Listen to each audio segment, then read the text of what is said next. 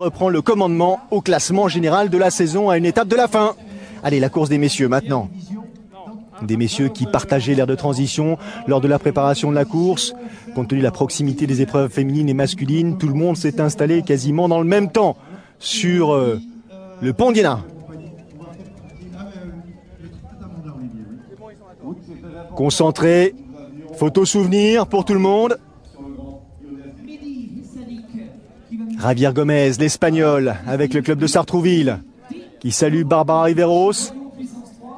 Les hommes du Lagardère Paris Racing qui entrent à leur tour. Et le gros plan sur le club leader actuellement au classement général, les Sables Vendée. Brad Kalfeld, expérimenté, qualifié pour les Jeux, dit qu'effectivement ils ont une belle bonne équipe, que le rendez-vous peut être crucial pour la suite de la saison et que courir dans ces conditions ici avec ses potes au pied de la Tour Eiffel, c'est pas mal du tout.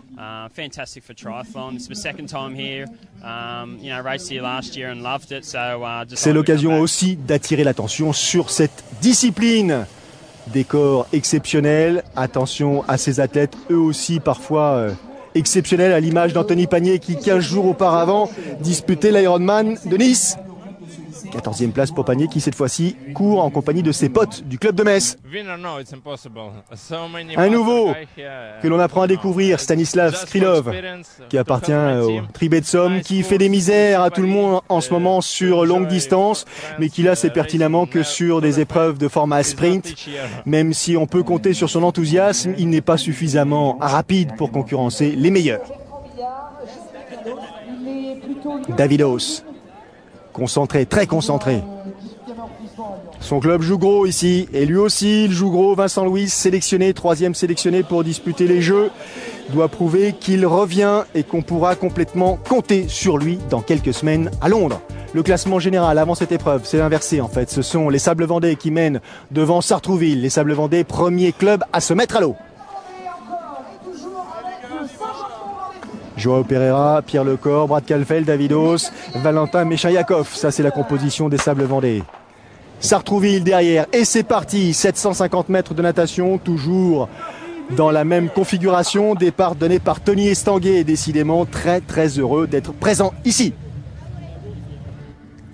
Un aller avec le courant favorable et un retour. Et bien donc, avec le courant dans le nez. Ça se bagarre aux avant-postes. Des bonnets rouges, sans doute ceux du club de Saint-Raphaël qui a l'habitude d'animer les avant-postes en natation. On va voir ce que ça donne pour l'instant. Ça brasse un petit peu à hauteur du demi-tour et c'est normal.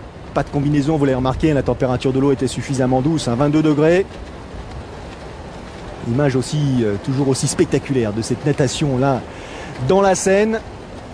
Toujours la même polémique autour de faut-il ou pas participer à ces épreuves dans le fleuve. Le Grand Prix y court désormais depuis de longues saisons. Et puis l'épreuve Open qui a lieu le lendemain des épreuves Grand Prix réunies depuis maintenant quelques années, de plus en plus de monde. Vous aurez l'occasion justement de voir un résumé de cette épreuve la semaine prochaine.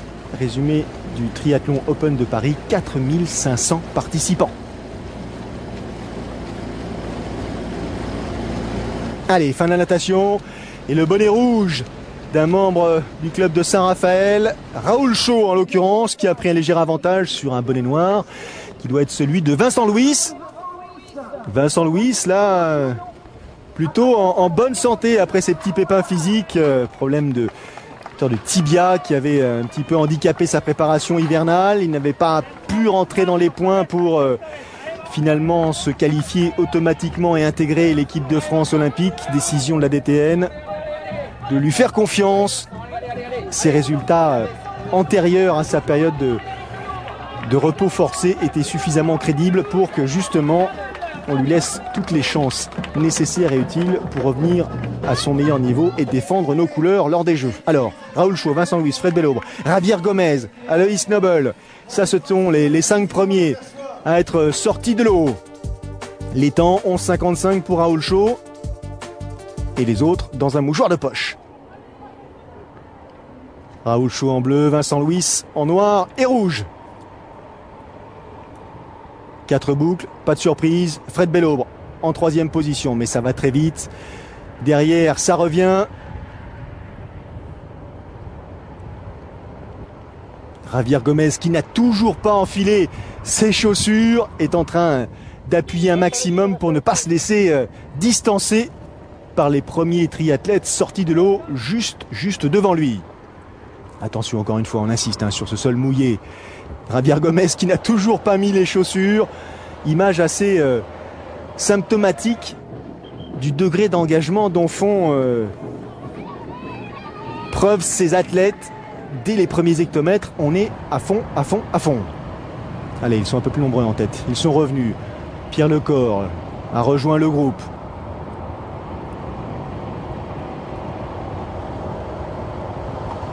Raoul Chaud qui bosse.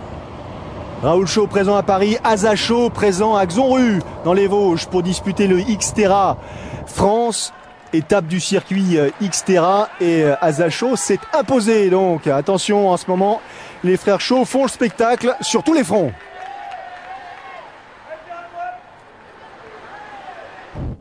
Le peloton derrière qui essaye de réduire l'écart. Relance de Fred Bellobre, Vincent Louis au milieu, Javier Gomez. Un groupe de 9 compétiteurs. Tommy Saferes qui a pris le relais de Raoul Chaud pour relancer la machine. Davidos dans ce 2e peloton en compagnie de William Clark et de Fernando Alarza, l'Espagnol de Sartrouville. Petit pépin pour un membre de l'équipe de Sartrouville. David McNamee, le capitaine d'équipe, l'expérimenté Frédéric Bellobre dans sa roue. Javier Gomez. On le dit, on le répète, mais ce Grand Prix Lyonnaise des Eaux a vraiment un profil de série mondiale ou d'étape de Coupe du Monde parfois. Tant le niveau de ces athlètes est vraiment maintenant des plus remarquables.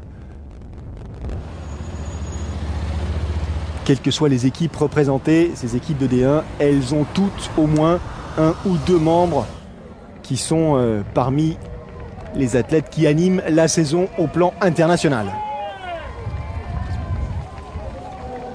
Ça revient, ça va revenir derrière progressivement.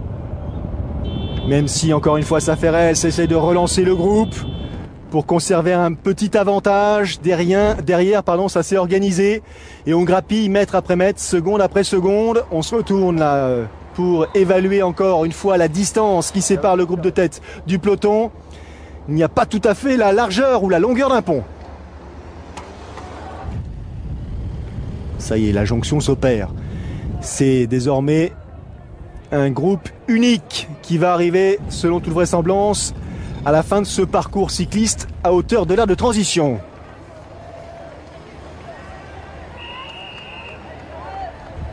Large soutien du public présent en dépit des conditions pas très favorables.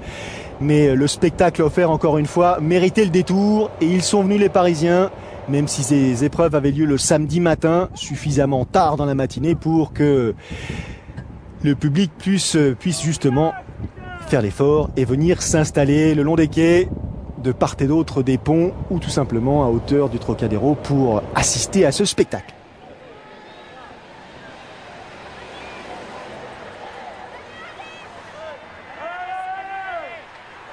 Bagarre encore une fois au classement général entre les Sables Vendée et Sartrouville. Rien n'est fait, mais il y a une belle option là au terme de cette épreuve pour l'un ou l'autre. Les Sables Vendée représentés par Davido sur la gauche de votre écran qui arrive, qui pose, qui va se changer. Et à l'opposé, c'était Raoul Chaud du club de Saint-Raphaël. Les écarts faibles, nuls et pour cause. Un gros peloton. C'est parti. C'est très rapidement parti. Eh bien, c'est tout simplement un grand monsieur Davidos qui, à l'image de Jessica Harrison quelques heures ou du moins quelques minutes auparavant, prend les commandes de cette épreuve. Dans sa foulée, Javier Gomez, Joao Pereira, Brad Kalfeld. Il y a déjà 3 membres du club des Sables Vendée installés aux avant-postes.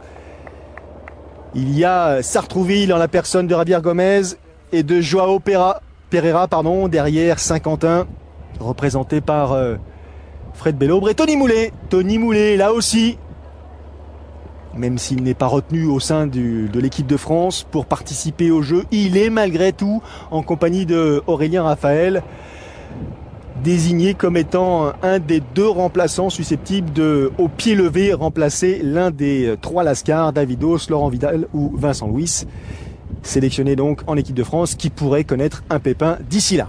On ne leur souhaite pas, bien entendu, mais ce sont des choses qui peuvent arriver et qui se prévoient. Javier Gomez, qui a pris l'avantage à l'issue du premier tour. Ça se bat derrière, ça se bat. Will Clark du Lagardère Paris Racing. Pereira, Alarza. Pereira, Alarza. Allez, le fameux faux plat. L'écart qui se creuse un peu plus.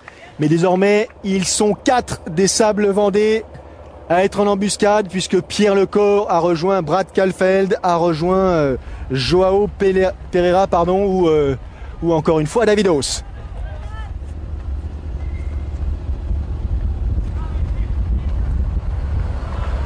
Devant le musée Branly, à peine le temps de jeter un coup d'œil, trop concentré l'Espagnol.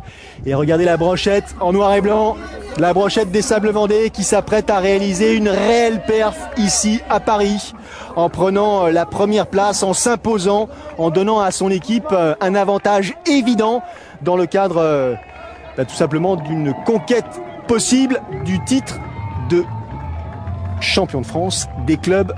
On saura ça de Division 1, bien sûr, on saura ça un peu plus tard. Il faudra attendre l'équipe de Nice au mois de septembre, l'étape de Nice au mois de septembre pour vérifier tout ça, mais il est sûr pour l'instant que Javier Gomez dit que ça a été une course qui a été mouvementée, rythmée, que ça a démarré très très vite. C'est assez particulier de nager avec le courant dans un premier temps et face au courant dans un deuxième temps, mais il s'attendait à ce que ce soit effectivement une bagarre de chaque instant.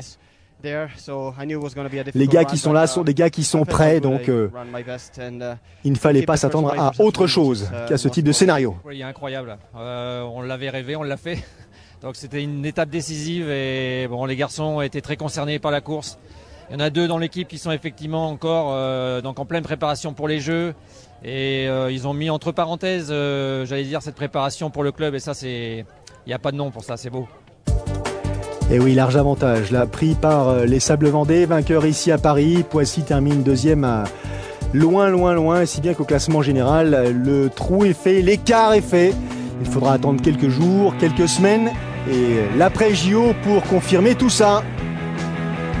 Passionnant, ce Grand Prix Lyonnaise des Eaux. À très vite, prochaine étape, 15 et 16 septembre, bien sûr, à Nice. Salut!